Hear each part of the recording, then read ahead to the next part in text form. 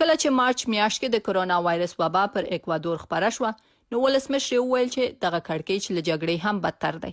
که څه هم د دغه هیواد بدې ورځې ښایي اوس پای ته رسېدلې وي، خو وایرس په ټوله کې دغې سیمې ته خورا ډېر زیان اړولی دی. په جنوبي امریکا کې روغتیایي سیستمونه چې له وړاندې یې بودیجه لږه او ګڼه ګوڼه پرې ډېره وه، اوس لا ډېر فشار لاندې دي. ان د چیلي په څېر شتمن هیوادونه هم خوندي نه دي. دا په پلازمینه سانتیاګو کې یو دولتي روغتون دی. دغه سیمه کورونا وایرس بیخي ډېره ځپلې. ډاکټر ماتي شپه او ورځ کار کوي. د حکومت له لوري د دغه کړکېچ د کابو کولو تګلارې زړه ماتی کړی. بي بي سي ته یې ځینې ویډیوګانې استولې دي. یوازې په یوې کاري ورځ کې ډاکټر ماتي 10 کورنیو ته خبر ورکړی چې د کورنۍ غړي یې مړه شوي دي. 2 weeks ago we simply didn't have enough. 2 اونۍ وړاندې مو د ناروغانو لپاره د وینټیلیټرز کافي ماشینونه نه درلودل. دا ډېره ستومانونکې وه.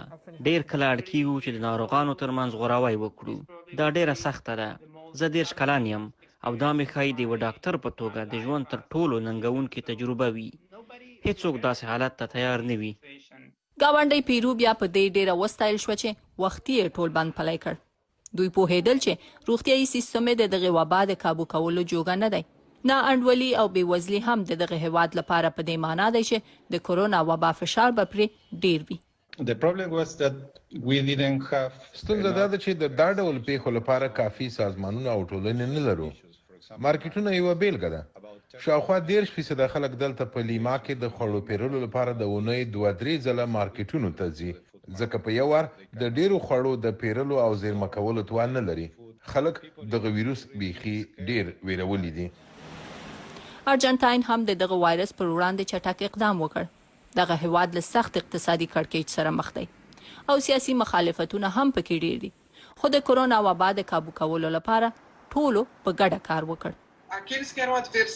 سیاسي مخالفین په دې وتوانېدل چې پر یوه میز سره راټول سي او په دې هوکړه وکړي چې د قرنطین پلي کولو لپاره څه کول پکار دي. له بده مرغه د لاتین امریکا په ځینو هیوادونو کې چې برازیل یې په سر کې راځي مسله ګوندې سوه چې ډېر نامعقوله کار دی ځکه دا روغتیایي ستونزې دي.